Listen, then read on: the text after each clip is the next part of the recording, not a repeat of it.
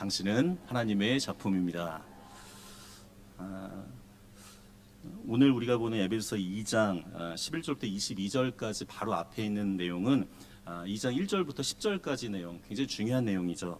자격이 없는 우리에게 하나님께서 정말로 놀라운 하나님의 은혜가 우리에게 임해지게 되시고, 우리가 죄인이 아니라 방금 옆에 있는 분들과 인사한 것처럼 우리가 하나님의 작품이 되어진다, 그렇게 선포하고 있는 것을 보게 됩니다. 특별히 오늘 에베소 2장 11절부터 22절까지를 보게 되면 이제는 나를 넘어서 우리를 바라보게 되는 거죠. 특별히 여기 사도 바울은 이방인과 유대인에 대한 이야기를 하게 되는데, 이방인과 유대인의 장벽을 철폐하는 수평적인 평화에 대해서 이야기를 하게 되고, 그 하나님과 성도들 사이에 있는 죄의 장벽을 철폐하는 수직적인 평화를 이야기합니다. 그래서 결론적으로 무슨 이야기를 하냐면, 그리스도 안에서 하나된 교회를 세워져 나간다, 그 얘기가 오늘 본문의 이야기이기도 합니다. 먼저 우리 본문을 좀 같이 묵상하려고 하는데, 우리 11절과 12절에 있는 말씀 같이 한번 읽겠습니다. 그러므로 생각하라. 너희는 그때에 육체로는 이방인이요 손으로 육체에 행한 할례를 받은 무리라. 칭하는 자들로부터 할례를 받지 않는 무리라. 칭함을 받는 자들이라. 그때 너희는 그리스도 밖에 있었고 이스라엘 나라 밖의 사람이라. 약속의 언약들에 대하여는 외인이요 세상에서 소망이 없고 하나님도 없는 자이더니. 자, 여기 보시면 11절에 맨 처음에 뭐라고 얘기하냐면 그러므로라고 이야기합니다. 그래서 2장 1절부터 10절까지에 있는 그 전반부에 있는 내용들, 그리고 이제 2장 11절로 넘어가는 부분들을 연결하면서 뭐라고 이야기하냐면 그러므로, 그 다음 뭐라고 돼 있죠? 생각하라. 근데 이게 원래 그 헬라 말로는 무네 모투에테라는 말인데, 생각하라는 말은 뭐냐면 기억하라는 거예요. 그러므로 생각해라. 그러므로 기억하라. 그러니까 무엇을 기억하냐면, 우리가 죽을 수밖에 없는 죄인이었는데 놀라우신 그 하나님의 은혜를 통해서 우리가 구원을 받았잖아요. 그것을 기억하라는 거예요. 그 감격을 생각하고 기억하라는 거죠. 그런데 하나님의 놀라운 은혜를 받은 사람들에게 무엇이 남냐면 마음속에 감사와 기쁨이 남길 수밖에 없게 되는 거죠. 특별히 오늘 성경 말씀 보시게 되면 그 이야기들을 먼저 하게 됩니다. 우리가 감사와 기쁨을 느끼려면 과거의 우리의 모습을 되돌아보게 되면 너무너무 그 마음속에 은혜가 넘치게 되는 거죠. 특별히 성경 말씀 보시게 되면 11절에 주목해서 보실 게 뭐냐면 그러므로 생각하라. 그 다음에 너희는 뭐라고 돼 있어요? 그때. 그리고 12절에도 뭐라고 돼 있죠? 그때라고 이야기해요. 특별히 오늘 성경 말씀 11절과 12절에 보게 되면 그때, 과거에는 어떤 사람들이었냐면 특별히 오늘 이 에베소에 있는 이방인 성도들의 상태를 이야기합니다. 뭐라고 하냐면 이 사람들은 이방인들이었어요. 11절과 12절 잘 보시게 되면 또 뭐라고 얘기하냐면 할례를 받지 않은 무리들이었어요. 그리고 그리스도의 밖에 있는 사람들이었다. 또 성경 말씀 보시게 되면 이스라엘 나라 밖의 사람이었고 약속의 언약들에 대해서는 외인이었다. 그리고 그 다음에 뭐라고 되어 있냐면 세상에 소망이 없고 하나님이 없는 자였다는 거예요. 그때 우리가 그런 상태였다는 거죠. 특별히 우리가 이방인에 대해서 좀 생각해 볼 필요가 있는데, 이 이방인에 대해서 이스라엘 사람들이 조금 이게 고약한 부분들이 있습니다. 그러니까 본인들이 선민이라고 이야기하잖아요. 사실 하나님께서 이스라엘 백성들을 선민으로 세워주셨을 때는 하나의 샘플인 거죠. 근데 이게 너무 강하다 보니까 이스라엘 그 이방 사람들에 대해서 굉장히 멸시할 때가 많은 거죠. 그러니까 예를 들면 이 이스라엘 사람들이 이방 사람들의 그 산모가 아기가 나면 지금의 뭐 산부인과가 잘 돼 있지만 산모를 돕는 것에 대해서 금지를 시킵니다. 그렇게 되면 어떻게 돼요? 출생하기가 굉장히 어려운 거죠. 그 존재에 대해서 약간 부인하는 그런 측면도 있게 되고, 만약에 이방인과 결혼을 하게 되면 이 사람들이 참 고약한데 뭐라고 어떻게 하냐면 그 사람을 위해서 장례식을 한다는 거예요. 그 존재를 부인하는 거죠. 나중에는 이 이방 사람들을 뭐라고 얘기하냐면 지옥의 불쏘시개라는 이야기도 합니다. 그 말은 뭐냐면 지옥이 막 이렇게 그 불이 타잖아요. 근데 거기에 이방인들이 들어가서 불쏘시가 된다. 그 정도로 생각을 하는 거죠.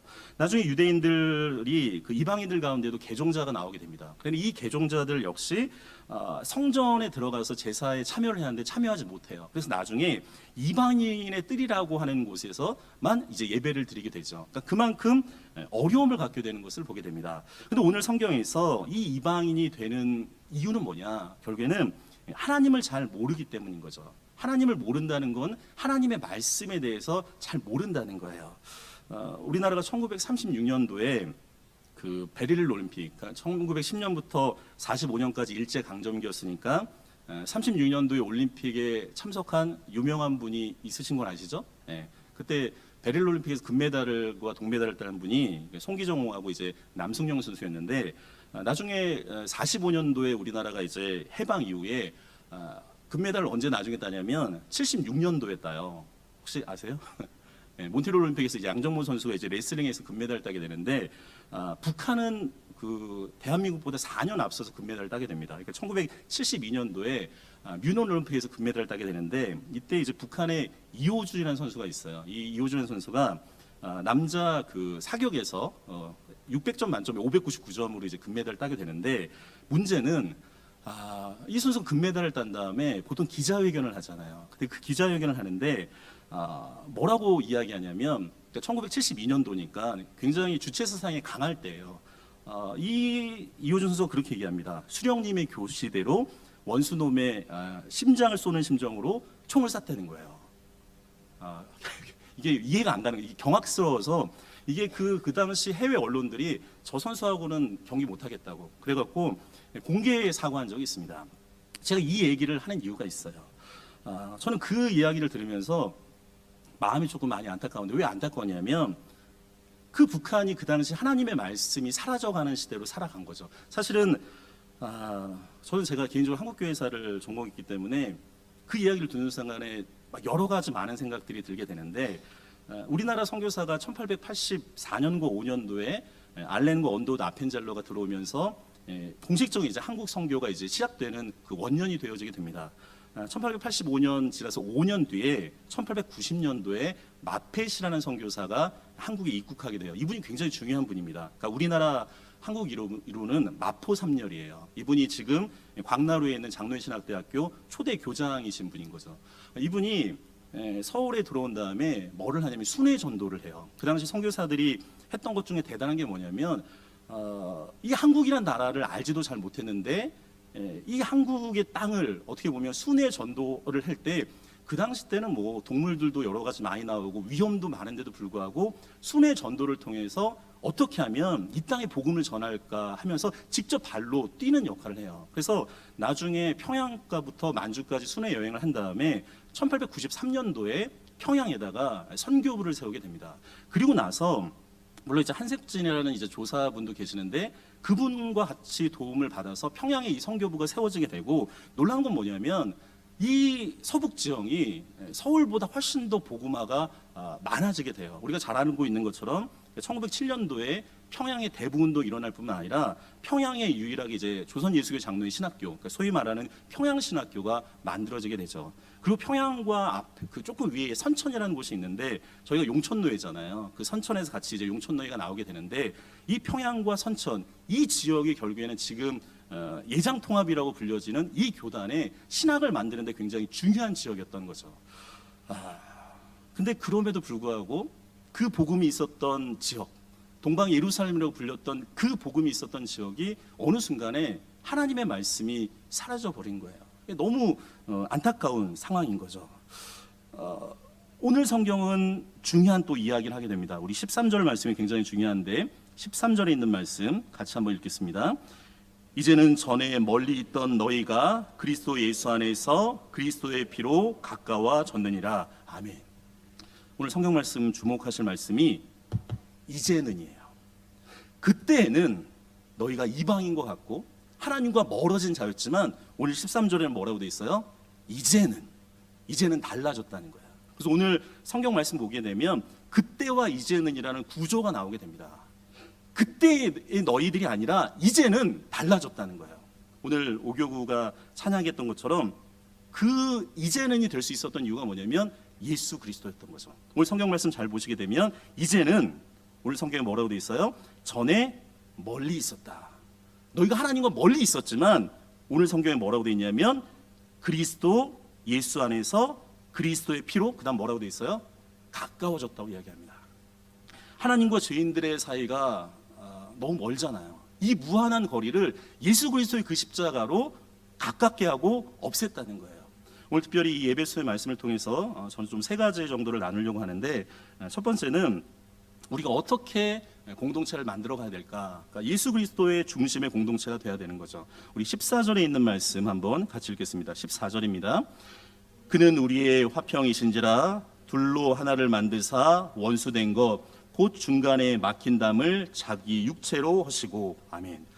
그는, 예수 그리스도는 우리의 화평이라고 이야기해요.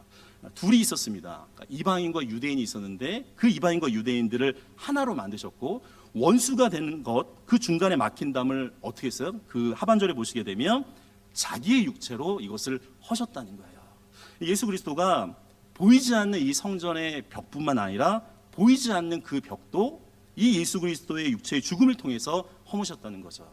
예수님이 십자가에 달려 돌아가실 때 지성소와 성소 사이에 있었던 뭐가 있죠? 휘장이 갈라지게 되죠. 그러면서 눈에 보이는 벽이 허물어지게 됩니다. 근데 거기에서 끝나는 것이 아니라 우리가 혈통이나 민족이나 문화적이나 종교적인 것이 다른 그 보이지 않는 벽까지도 그 예수 그리스도를 통해서 허물어지게 되는 것을 보게 되죠. 그러면서 그리스도 안에서 이제 이방인들과 유대인들이 수평적인 평화가 이루어지게 돼요. 그리고 오늘 성경 말씀 16절에 있는 말씀 같이 읽겠습니다. 16절입니다. 또 십자가로 이 둘을 한 몸으로 하나님과 화목하게 하려 하심이라 원수된 것을 십자가로 소멸하시고. 여기서 뭐라고 얘기하냐면 십자가로 이 둘을 어떻게 했냐면 한 몸 되게 하셨다. 그리고 하나님과 화목하게 하셨고 원수된 것을 어떻게 했어요? 십자가로 소멸하셨다. 이건 그리스도 안에서 이제 하나님과 수직적인 평화가 이루어지게 되는 거죠. 우리가 십자가를 바라보게 되면 하나님과 인간과의 관계, 그리고 수평적인 것, 인간과 인간과의 관계인데 거기 안에 그 예수 그리스도의 십자가를 통해서 평화가 이루어졌다는 거예요. 그리고 오늘 굉장히 중요한 말씀이 있습니다. 우리 20절에 있는 말씀을 한번 같이 읽겠습니다. 20절입니다. 너희는 사도들과 선지자들의 터 위에 세우심을 입은 자라 그리스도 예수께서 친히 모퉁이 돌이 되셨느니라. 아멘. 오늘 성경 20절 하반절에 뭐라고 되냐면 그리스도 예수께서 친히 모퉁이 돌이 되셨느니라. 근데 이 모퉁이 돌은 당시 건물과 건물을 연결해주는 가고 역할을 합니다. 그리고 기초석인 거죠. 무엇보다도 단단해야 됩니다. 그리고 모든 건물의 화중을 이 모퉁이 돌이 받게 돼요. 그래서 이 돌은 강도가 높고 깨지지 않는 돌로 모퉁이 돌을 삼게 되는 거죠. 주는 그리스도시요 살아계신 하나님의 아들로 고백하는 신앙의 공동체의 모임이 이 교회인데, 이 교회가 예수 그리스도의 피, 그 희생으로 세워진 교회라는 거예요. 근데 이것이 굉장히 우리에게 중요한 거죠. 바울 시대부터 오늘까지, 오늘부터 영원까지 여러분들 교회의 주인은 누구냐면 예수 그리스도라는 거예요. 이 예수 그리스도의 중심으로 모여지지 않게 되면 교회는 어려워지게 되는 거죠. 어떤 개인이나 어떤 사람이나 예수 그리스도가 아닌 다른 사람이 모퉁이 돌로 본인들이 삼게 되면 이거는 어려움을 갖게 되는 거죠. 근데 세습의 문제도 마찬가지입니다. 교회의 중심은 예수 그리스도지 한 개인이 아닌 거죠. 사랑하는 성도 여러분, 우리 성지교회가 예수 그리스도 그 중심의 공동체가 되기를 간절히 소망합니다. 두 번째는 우리가 평화의 사람, 화해의 사람이 되어진다고 오늘 성경은 말씀하시는 것을 보게 됩니다. 우리 14절에 있는 말씀 같이 다시 한번 읽겠습니다. 14절입니다. 그는 우리의 화평이신지라 둘로 하나를 만드사 원수된 것 곧 중간에 막힌 담을 자기 육체로 하시고. 오늘 성경 보시게 되면 그는 우리의 화평이라고 이야기해요. 이 화평이란 말은 헬라어로 많이 들어보신 말 중에 하나인데 에이레네라는 말이에요. 이 말은 어떤 거냐면 하나님과 화목으로부터 오는 영혼의 평강인 거죠. 특별히 뭔가 이렇게 나누어졌어요. 이 나누어진 이 둘을 화해시키는 평화를 에이네라고 얘기합니다. 그러니까 이거는 어떻게 보면 관계적인 부분들을 이야기하게 돼요. 어떤 불화를 해소시키는 거죠. 그래서 오늘 성경은 뭐라고 얘기하냐면 그 예수 그리스도가 화평이세요. 그래서 오늘 성경 하반절에 뭐라고 되냐면 나누어졌던 이 둘을 어떻게 돼요? 하나로 만들었다. 그리고 또 뭐라고 돼 있어요? 원수된 거. 이게 원수됐다는 거는 이게 다시 보지 않는 거잖아요. 근데 이 원수된 것, 곧 중간에 뭔가 막혀져 있는데 그 담을 어떻게 했냐면 자기 육체를 통해서 화목시켰다는 거죠. 사랑하는 성도 여러분, 그리스도인들은 그런 사람입니다. 옛사람들은 불화의 관계에 있었던 사람이에요. 그러나 그리스도를 믿는 사람들은 화평의 관계에 있는 사람인 거죠. 그래서 이 그리스도인들은 어느 곳에 가든지 피스메이커가 돼야 되는 거지 불화의 관계를 만들어서는 안 되는 거죠. 여러분들, 화평은 특별히 예수 그리스도를 믿는 사람, 이 세 사람의 본질적인 요소라고 이야기하게 됩니다. 우리가 사람을 만날 때 그 사람의 눈빛을 보고 또한 그 사람을 만났을 때 뭔가 말을 안 해도 참 저 사람이 있어서 내가 있구나, 그런 기쁨이 느껴지는 사람이 있는 반면에 왠지 반갑지 못하고 껄끄럽고 이유 없이 싫고, 만약에 그것이 더 진전돼서 적같이 여겨지고 원수같이 되어지게 된다고 한다면 그거는 아닌 거죠. 그건 절망적인 상태인 거죠. 특별히 오늘 이 성경은 뭐라고 얘기하냐면 예수 그리스도가 화평이라고 이야기하는 거예요. 우리 인간 스스로는 이 화평을 만들어내는 게 쉽지 않은 거죠. 오늘 성경은 이렇게 이야기합니다. 우리 15절과 16절에 있는 말씀 계속해서 읽겠습니다. 15절과 16절입니다. 법조문으로 된 계명의 율법을 폐하였었으니 이는 이 둘로 자기 안에서 한 세 사람을 지어 화평하게 하시고 또 십자가로 이 둘을 한 몸으로 하나님과 화목하게 하려 하심이라. 원수된 것을 십자가로 소멸하시고. 오늘 성경 말씀 잘 보시게 되면 15절에 그런 말씀이 있습니다. 한 세 사람을 지어. 이것을 깊이 있게 좀 묵상할 필요가 있는 거죠. 근데 보통 그 변화에는 그 두 가지 변화가 있는 거죠. 물리적인 변화가 있고 화학적인 변화가 있습니다. 이 물리적인 변화는 물질 자체는 변하지 않고 모양만 바뀌어지게 되는 거죠. 예를 들면 뭐 목재가 있는데 이 목재로 나무를 의자를 만들었다. 이런 건 이제 물리적 변화지만 화학적 변화는 모양뿐만 아니라 물질의 성격도 바뀌어지게 되는 거죠. 우리가 보통 물이 H2O라고 얘기하는데 이걸 갖다가 좀 분해를 하면 산소와 수소가 되는 거죠. 그러니까 액체에서 기체로 되기 때문에 전혀 다른 성질로 바뀌어지는 것을 보게 됩니다. 근데 오늘 성경 말씀 보시게 되면 이 15절에 세 사람을 지어라는 말이 있어요. 이 지어라는 말이 헬라어로 크티조라는 뜻인데 이건 뭐냐면 창조한다는 거예요. 이 말이 왜 중요하냐면 이방인과 유대인들, 그 당시 섞이기가 굉장히 어려웠던 이 두 종류에 있는 사람들을 예수 그리스도 안에서 전혀 새로운 것으로 창조되었다는 거죠. 근데 교회도 그런 것 아니겠습니까? 잘 생각해 보면 이 교회가 교회 구성원들, 그리스도인들, 저희 성주교회만 잘 보셔도 직업들이 다양하시잖아요. 여러 가지 배움의 정도도 다양할 수도 있고 성격도 다양하고 다양한 지역에서 또 출생하신 분도 있고 삶의 배경도 각자가 다르죠. 근데 그럼에도 불구하고 그 삶의 배경들을 재료로 해서 그리스도께서 우리를 전혀 새로운 사람으로 만들어내는 곳, 하나가 되어지는 곳, 그게 교회라는 거죠. 오늘 성경은 또 그렇게 얘기합니다. 우리 17절과 18절에 있는 말씀 계속해서 읽겠습니다. 또 오셔서 먼 데 있는 너희에게 평안을 전하시고 가까운 데 있는 자들에게 평안을 전하셨으니 이는 그로 말미암아 우리 둘이 한 성령 안에서 아버지께 나아감을 얻게 하려 하심이라. 아멘. 성경 말씀 보시게 되면 먼 데 있고 가까이 있는 사람들이 있어요. 이렇게 먼 데 있는 사람들은 이방인들을 이야기하고 가까이 있는 사람들을 유대인들을 이야기하죠. 근데 오늘 성경 말씀 보시게 되면 18절에 뭐라고 얘기하냐면 이는 그로 말미암아 우리 둘이, 그다음 뭐라고 돼 있어요? 한 성령 안에서 아버지께 나아감을 얻게 하려 하심이라. 그러니까 그리스도 안에서, 성령 안에서 우리가 한 분이신 그 하나님을 향해서 나아가게 되는 거죠. 여러분들, 여기에서 우리가 한번 깊이 있게 묵상해 볼 것이 있습니다. 그러니까 예수님께서는 이질적인 우리들, 때로는 참 만나기 힘든 우리들을 화평하게 하시는 것을 보게 되죠. 근데 그럼에도 불구하고 예수 그리스도는 우리를 화평하게 하고 화목하게 하려고 하는데 우리가 유대인과 이방인들의 오히려 흔적을 따라가고 있지 않은지를 잘 생각해 볼 필요가 있습니다. 교회 안에서도 그런 경우가 있을 수 있어요. 예를 들면 지방색이 나타날 수도 있습니다. 노래 중에 그런 노래가 있어요. 경상도와 전라도를 가로지른 화개장터, 뭐 그런 얘기가 있는데 지역이 다르다는 이유만으로도 서로 갈등의 요소가 될 수도 있고 사회적인 계층도 그런 요소가 될 수도 있습니다. 제가 예전 교회에서 신방을 갈 때 그때는 참 그거를 예민하게 잘 못 받아들였는데, 이게 아파트 단지가 좀 달라요. 근데 다른데 이 신방을 갈 때 약간 그 다른 구역에 있는 교구장님이 다른 데 가는 거에 대해서 굉장히 껄끄러워하는 것을 느꼈는데, 왜 그런가 봤더니 이게 단지가 1단지부터 그 당시 뭐 제가 맡은 데가 5단지까지 있는데 이게 평수가 약간 다른 거예요. 거기에서 약간 서로가 마음이 좀 갈라지는 게 있는 것을 보게 되고, 근데 학력도 마찬가지인 거죠. 서로 어느 학교에 있었느냐, 뭐 여러 가지 생각들, 그리고 또한 남녀 차별의 문제들. 근데 주님은 모든 차별과 적대감을 부수시고 평화를 이뤘는데, 예수 그리스도께서 이루신 그 평화를 아까 우리 11절과 12절에 보면 그때라는 말이 있어요.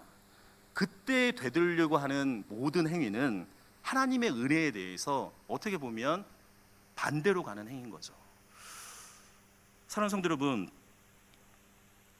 우리가 때로는 깊이 있게 생각해 볼 필요가 있습니다. 십자가 앞에 모든 사람들이 평등한 거잖아요. 주님을 바라봐야 되는 거잖아.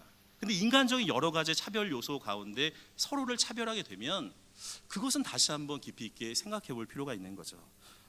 우리 성지교회가 분열이 아니라 평화를 만들어가는 귀한 믿음의 사람으로 그렇게 살아가기를 간절히 소망합니다.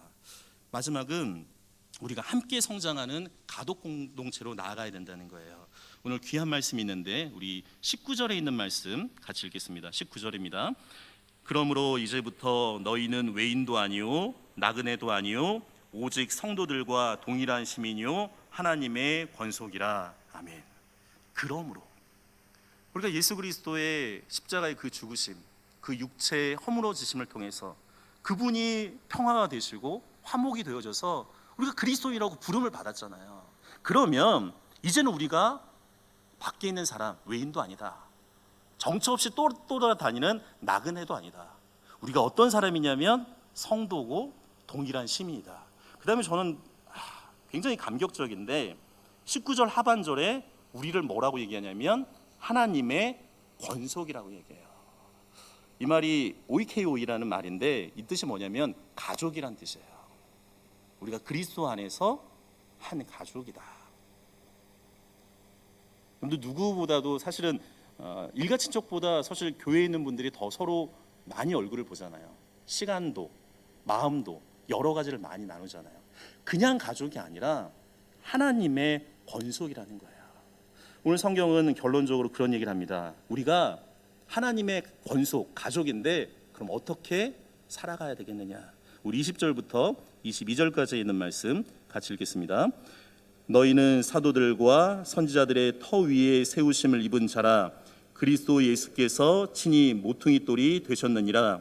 그의 안에서 건물마다 서로 연결하여 주 안에서 성전이 되어가고 너희도 성령 안에서 하나님이 거하실 처소가 되기 위하여 그리스도 예수 안에서 함께 지어져 가느니라. 아멘. 저는 이 말씀이 감격적입니다. 그냥 떨림이 있고요, 감동이 있습니다. 오늘 성경은 뭐라고 하냐면 이 사도 바울이 이 교회를 뭘로 비유하냐면 건물로 비유를 해요. 성전 건물로 비유해요. 근데 이 성전 건물이 다른 건물과는 전혀 달라요. 왜 다르냐면 이 성전에 기초가 있어요. 그 기초가 뭐냐면 모퉁이 돌이 되시는 예수 그리스도예요. 그 기초가 예수 그리스도인 거죠. 여러분들 건물이 높아지려면 기초 공사를 어떻게 해야 돼요? 잘해야 되잖아요. 바닥을 깊게 잘 파야지 건물이 높이 올라갈 수 있잖아요. 근데 이 모퉁이 돌, 그 예수 그리스도가 우리 교회의 기초가 된다는 거예요. 그리고 오늘 성경 말씀 보시면 뭐라고 되어 있냐면 20절에 너희는 사도들과 선지자들의 터 위에 세우심을 입었다고 이야기해요. 이 말은 뭐냐면 모퉁이 돌이 예수 그리스도가 기초가 되어지는데 사도들과 선지자들이 또한 이 기초를 세우는 역할을 했다는 거예요. 우리가 누군가에게 복음을 들었잖아요. 이 복음을 위해서 자신의 피와 땀과 눈물, 죽음까지 돌렸던 그 선지자들, 그리고 하나님의 복음을 전했던 그 사도들, 그 예수 그리스도의 피 묻은 그 희생 가운데 교회가 세워졌다는 거예요. 오늘 성경은 뭐라고 했냐면 그러면 그 안에 예수 그리스도를 믿은 거듭난 성도들이 있잖아요. 우리 성도들이 이 성전 건물의 재료가 되어지는 거죠. 그래서 예수 그리스도, 사도들과 선지자들, 그리고 거듭난 이 성도들을 통해서 어떻게 되냐면 그 안에서 연결되고 함께 지어져 간다는 거예요. 특별히 오늘 이 성경 말씀 잘 보시게 되면 이 성전 건물을 지을 때 중요한 특성이 하나가 있습니다. 그게 뭐냐면 결속력이라는 거예요. 여기 건물들도 잘 보시게 되면 벽과 벽이 있어요. 기둥과 기둥이 있어요. 그러니까 모든 면들이 이렇게 정확하게 연결되어야 되잖아요.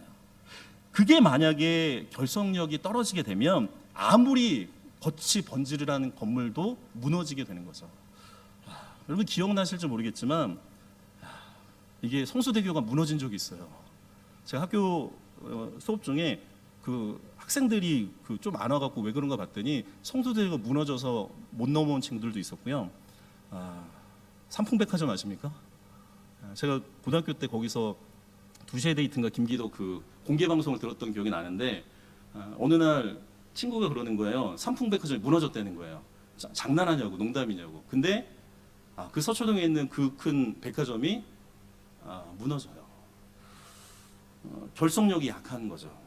사랑하는 성도 여러분, 예수 안에서, 성령 안에서, 말씀 안에서, 사랑 안에서 단단히 그 결속력 가운데 성도 간에 묶여져 있을 때 크게 건강한 교회가 되어지는 건 아니겠습니까? 우리가 각자 맡겨진 여러 부서들이 있어요.